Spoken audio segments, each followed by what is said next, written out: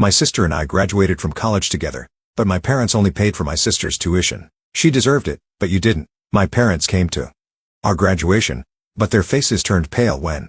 My name is Rachel Moore. I was born 4 minutes after my sister, Hannah. And, apparently, those 4 minutes made all the difference in the eyes of my parents, Charles and Elizabeth Moore. Hannah and I are twins, but to them, it seemed there was only one real daughter. And, alas, it wasn't me. From my earliest childhood, I noticed the difference in how they treated me. Hannah always got the newest, prettiest, and most desirable things. She got the dolls, and I got the ones the neighbors' children gave me. She got the dresses, and I got the ones that were already worn. When Hannah cried, my mother dropped everything and flew to comfort her, hug her, and persuade her. When I tripped and scraped my knee, all I heard was, "You're a strong girl, Rachel. Be patient." I was given a paper napkin and sent off to play again. As a child, I began to understand that in order to be noticed, I had to do something extraordinary. After all, no one noticed my tears for no reason. I remember one of the most vivid episodes from that time. I was about 5 years old. Hannah and I were playing in the yard. She wanted to climb up some tall metal structure on the playground, but she got scared and started crying. I was scared myself, but I climbed up and jumped off anyway to show her that it was okay.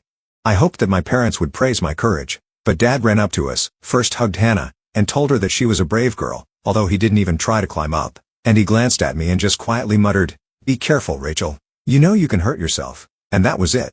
No pride in me. No approval. Perhaps this became the model of our relationship for many years to come. The more I tried to prove that I deserved attention, the more indifferent they became. But Hannah could smile, do some insignificant thing, and my parents would immediately shower me with praise.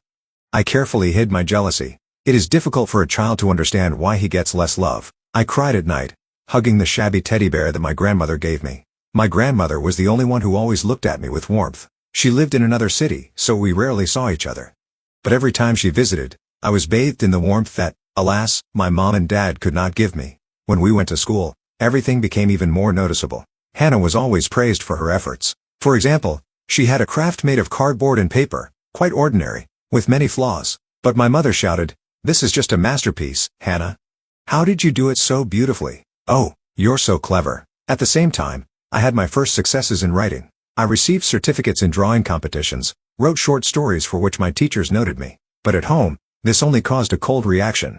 "Well, yes, well done, Rachel, but watch out. Don't get cocky." I heard some kind of tension in these words, as if my mother did not even want to admit that I was capable of success without their support.